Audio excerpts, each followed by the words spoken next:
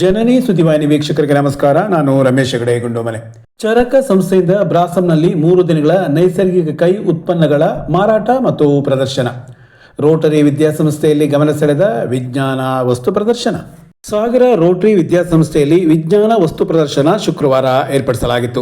Science forum ಅಧ್ಯಕ್ಷ Rotarian doctor Jeevan ಪ್ರದರ್ಶನವನ್ನು ಉದ್ಘಾಟಿಸಿದರು. ರೋಟರಿ ಅಧ್ಯಕ್ಷ ಗೌತಮ್, ಶಾಲಾ ಸಮಿತಿ ಅಧ್ಯಕ್ಷ ವೆಂಕಟರಾವ್, ಮುಖ್ಯ ಶಿಕ್ಷಕ Manjunath BS, Rotarian Rajanandini Kagodu, VC Shivappa Nayak ಮತ್ತಿತರರು ಈ ಸಂದರ್ಭ ಉಪಸ್ಥಿತರಿದ್ದರು. ಹಲವು ವಿಜ್ಞಾನ ವಿಶೇಷತೆಗಳನ್ನು ಈ ಪ್ರದರ್ಶನದಲ್ಲಿ ಪರಿಚಯಿಸಲಾಯಿತು.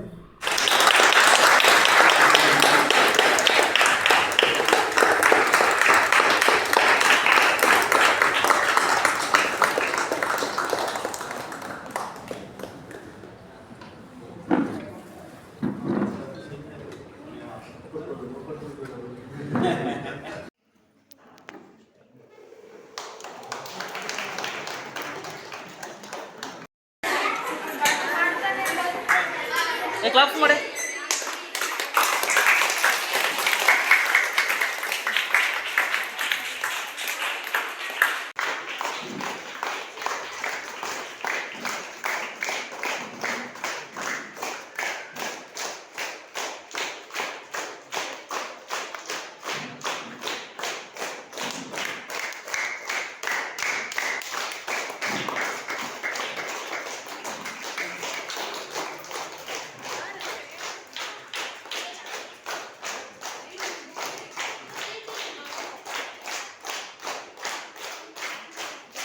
ರಾಸಾಯನಿಕ ರಹಿತ ಉತ್ಪನ್ನ ಹಾಗೂ ಶ್ರಮ ಜೀವನದ ಮೂಲಕ ಬದುಕು ಎನ್ನುವುದನ್ನು ತೋರಿಸಿಕೊಟ್ಟಿರುವ ಚರಕ ಸಂಸ್ಥೆ ನಮ್ಮ ತಾಲೂಕಿನ ಹೆಮ್ಮೆ ಎಂದು ಹಿಂದೂಸ್ತಾನಿ ಗಾಯಕಿ ವಿದೂಷಿ ವಸುಧಾ ಶರ್ಮಾ ಹೇಳಿದರು. ಚರಕ ಮಹಿಳಾ ವಿದೋಷ ಸಹಕಾರ ಸಂಘದ ವತಿಯಿಂದ ಆಯೋಜಿಸಿದ್ದ 3 ದಿನಗಳ ನೈಸರ್ಗಿಕ ಕೈಮಗ್ಗ ಮತ್ತು ಕೈ ಉತ್ಪನ್ನಗಳ ಪ್ರದರ್ಶನ ಮತ್ತು ಮಾರಾಟ ಮೇಳವನ್ನು ಸಾಗರದ ಬ್ರಾಸಂನಲ್ಲಿ ಉದ್ಘಾಟಿಸಿ ನಂತರ ಅವರು ಮಾತನಾಡುತ್ತಿದ್ದರು. ಪ್ರಸ್ತುತ ಆರೋಗ್ಯವನ್ನು ರಕ್ಷಣೆ ಮಾಡುವ ವಸ್ತುಗಳ ಬಳಕೆ ಬಗ್ಗೆ ನಾವು ಹೆಚ್ಚಿನ ಗಮನ ಹರಿಸಬೇಕಿದೆ.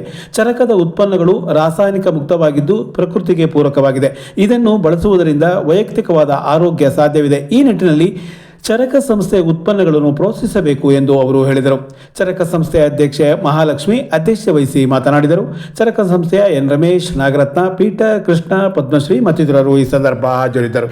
ಕೇವಲ 2 ಕೈಮಗ್ಗ ಯಂತ್ರ ಹಾಗೂ 2 ಹೊಲಿಗೆ ಯಂತ್ರದ ಮೂಲಕ ಪ್ರಾರಂಭ ಆಗಿದ್ದು ರಂಗಕರ್ಮಿ ಪ್ರಸನ್ನ ಅವರು ಸಂಸ್ಥಾಪಕರು. ಈ ನೈಸರ್ಗಿಕವಾದ ಬಣ್ಣ ಅಂದರೆ ರಾಸಾಯನಿಕ ಇಲ್ಲದೆ ಅದು ನಮಗೆಲ್ಲ ಸಿಗೋದು. ಹಾಗೂ 700 ಬೇರೆ ಬೇರೆ ರಾಜ್ಯದ ಬೇರೆ ಬೇರೆ ಕಡೆಯಲ್ಲಿ ಈ ಅಂಗಡಿಗಳು ಇವೆ. ಬೇರೆ ಬೇರೆ ಕಡೆಯಲ್ಲಿ ಇದು ಇದ್ದು ಆ ಪ್ರದೇಶದ ಜನಗಳಿಗೆ ಈ ನೈಸರ್ಗಿಕ ಉತ್ಪನ್ನಗಳನ್ನು ತಲುಪಿಸ್ತಾ ಇದೆ. ಹಾಗೂ 700 ಕೆಲಸಗಾರರು ಇಲ್ಲಿ ಕೆಲಸ ಮಾಡ್ತಾ ಇದ್ದು ಅವರ ಜೀವನ ನಿರ್ವಹಣೆಗೆ ಅನುಕೂಲ ಆಗಿದೆ. ಇಲ್ಲಿ ಹಿಂದುಳಿದ ವರ್ಗಗಳ ಮಹಿಳೆಯರು ಕೂಡ ತುಂಬಾ ಅನುಕೂಲವಾಗಿದ್ದು, ಯಾವುದೋ ಒಂದು ಸಂಸ್ಥೆ ಪ್ರಾರಂಭ ಮಾಡಿ 30 ವರ್ಷಗಳ ಕಾಲ ಅದು ನಡೆದು ಇಷ್ಟು ಜನರಿಗೆ ಅದು ಒಂದು ಜೀವನವನ್ನು ಕೊಟ್ಟಿದೆ ಅಂತಂದ್ರೆ ಇದ್ರ ಹಿಂದೆ ತುಂಬಾ ಶ್ರಮ ಇದೆ ಅಂತ ಎಲ್ಲರಿಗೂ ಗೊತ್ತು. ಯಾಕಂದ್ರೆ ಸಂಸ್ಥೆ ನಡೆಸುವುದು ಸುಲಭದ ಮಾತಲ್ಲ. ಅನೇಕರ ಪರಿಶ್ರಮ ಪ್ರೋತ್ಸಾಹಕ್ಕೆ ಬೇಕಾಗುತ್ತೆ. ಚರಕದ ಉತ್ಪನ್ನಗಳನ್ನ ಅವ್ರು ಹಾಕೊಂಡು ಬಂದಾಗ ಆ ಶಿಸ್ತು ಬೇರೆ, ಯಾಕೆಂದ್ರೆ ಆ ಗುಣಮಟ್ಟವನ್ನ ಕಾಪಾಡ್ಕೊಂಡಿದೆ. ಮತ್ತೆ ಈ ರೀತಿಯ ವಸ್ತು ಪ್ರದರ್ಶನಗಳು ಮಣ್ಣಿನ ಆಭರಣಗಳಿರ್ಬೋದು, ಇಲ್ಲಿ ಸಿರ್ಸಿ ಹಾಗೂ ಬೇರೆ ಬೇರೆ ಕಡೆಯಿಂದ ಉತ್ತರ ಕರ್ನಾಟಕದ ಕಡೆಯಿಂದ ಎಲ್ಲ ಪ್ರದರ್ಶನಕ್ಕೆ ಬಂದಿದ್ದಾರೆ. ಎಲ್ಲರೂ ಈ 3 ದಿನಗಳ ಕಾಲ ಇಲ್ಲಿ ಬಂದು ನೋಡಿ ನಮಗೆ ಬೇಕಾದಂಥ ಉತ್ಪನ್ನಗಳನ್ನ ಅವರು ತೆಗೆದುಕೊಳ್ಬೇಕು ಅಂತ ನಾನು ಈ ಸಂದರ್ಭದಲ್ಲಿ ಹೇಳ್ತಾ, ನಾನು ಕೂಡ ಈ ಗ್ರಹ ಉತ್ಪನ್ನಗಳ ಅಭಿಮಾನಿ ಎನ್ನುವ ಮಾತಿರುವ ಕಸುಬನ್ನು ಉಳಿಸಿಕೊಳ್ಳುವುದು ತುಂಬಾ ಕಷ್ಟ. ಅದನ್ನ ನಾವು ಶ್ರಮದಿಂದ ಅದರ ಗುಣಮಟ್ಟವನ್ನು ಕಾಪಾಡಿಕೊಂಡು ಕಳೆದ ಹಲವು ಕಷ್ಟ ನಷ್ಟಗಳ ನಡುವೆಯೂ ನಾವು 30ನೇ ವರ್ಷದ ಹೊಸ್ತಿಲಲ್ಲಿ ನಿಂತಿದ್ದೇವೆ. ಆದರೆ ಈಗಲೂ ಸಹ ಹೊಸ ಸಂಕಷ್ಟಗಳನ್ನು ನಾವು ಎದುರಿಸ್ಕೊಂತಾನೆ ಬಂದಿದ್ದೇವೆ. ಈಗಲೂ ಸಹ ನಾವು ಎಲ್ಲವನ್ನೇ ಮೆಟ್ಟಿ ನಿಂತಿದ್ದೇವೆ ಅಂತ ಹೇಳಲಿಕ್ಕೆ ಆಗ್ತಾ ಇಲ್ಲ. ಯಾಕಂದರೆ ನಮ್ಮದು ಕೈಮಗ್ಗ ಕ್ಷೇತ್ರ, ಇಲ್ಲಿ ಎಲ್ಲವೂ ಸೂಕ್ಷ್ಮವಾದ ಕೆಲಸಗಳೇ ಹೆಚ್ಚು.